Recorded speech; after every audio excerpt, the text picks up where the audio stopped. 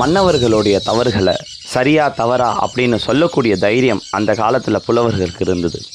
அத்தகைய புலமை பெற்ற புலவர் தான் ஔவை. இப்போலாம் நம்ம சின்ன சின்ன விஷயம்லாம் செஞ்சுட்டு நான் இதை பண்ணிட்டேன், நான் இந்த டிகிரி பாஸ் பண்ணிட்டேன், இங்கே வீடு வாங்கிட்டேன், இந்த கார் வாங்கிட்டேன், இத்தனை நகை சேர்த்துருக்கேன், இத்தனை மாளிகையில் வீடு கட்டி இப்படியெல்லாம் பெருமை பீத்திக்கிட்டு இருக்கிற நமக்கு ஔவை சொன்ன ஒரு விஷயம், டேய் இதெல்லாம் பார்த்து நான் பெரிய ஆளுன்னு நினைக்காத, 4 பேரை சொல்கிறேன்.